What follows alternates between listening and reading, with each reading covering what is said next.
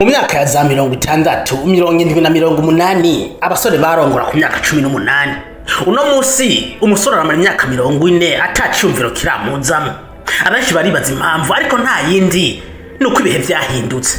Abakobwa b'iki gihe barahindutse kubera iterambere rya internet, imbuga hwaniro zahindutse ihuriro rihuza ugwaruka rwo kwisi yose. Kuri izi mbuga haca kwa makuru menshi cyane, ariko kenshi yuzuye ibinyoma na manipulation, ariko tukabifata nk'ukuri. Kubera izi mbuga hwaniro abigeme bacu basigaye bakunda ibintu aho gukunda abantu. Babaye aba materialiste bo ku rwego rwo hejuru.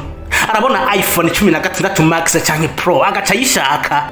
Niba uri umusore mukundana utayimuhaye, abandi barayimuha, kandi uzobuviriye mwaho. Urugendo rwawe nawe ruzoba rurangiriye ngaho.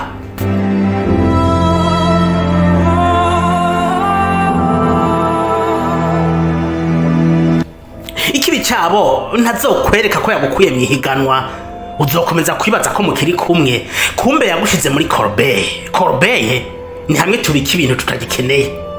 Ngiye impamvu abasore b'iki gihe kurongora babivuyemwo, imyaka 40 irikubita ataciyumviro kiramuzamo.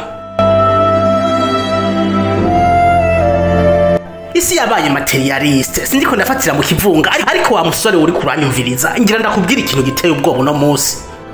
Ni wabona abakobwa 100 muri bo umwe wenyene ni wabashoboye kubaka urugo, abandi 99 ntibashoboye kubaka kuko bakunda ibintu ntibakunda abantu.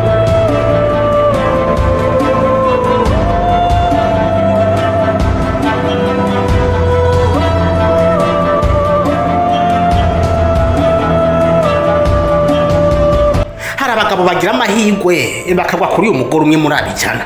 Uyu mugore ntaba yitaye ku modoka utwara, uyu mugore ntaba yitaye ku mufuko wawe, aba yitaye kuri wewe nyene, wewe uriwe.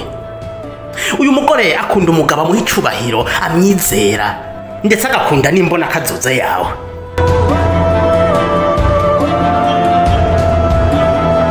Mu gihe abandi baba bariko biruka inyuma y'ubutunzi, uyu mugore agushigikira mu rugendo rwawe kuva kuri A gushika kuri Z, haba haduga haba hamanuka, muba muri kumwe muri vyose.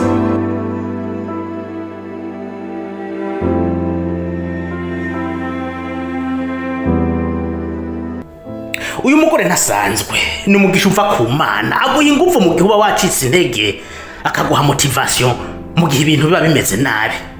Rero umusore uri kurarondera, sinokwizeza kuzoronka umugore nk'uyu ndiko ndakubwira, ariko kandi sindaguciye intege, komeza gusenga, Imana yawe izobigufashamo. Nawe mugabo nyumviriza neza, niba warabonye uyu mugore agufasha mu bibi no mu vyiza, uyu mugore atita ku butunzi, ahubwo ashira imbere icubahiro n'urukundo umuha, ndagusavye ntuzokwigira umureka. Mufate neza, umukunde kandi umwubahe. Kuko reka ndakubwira ikintu kimwe, twama kenshi turiko twiruka inyuma y'ubutunzi, inyuma y'amafaranga, ariko ico twibagira nuko buno butunzi bushobora guhera umwanya n'umwanya, ariko umugore nk'uyu azokwamana nawe ibihe byose.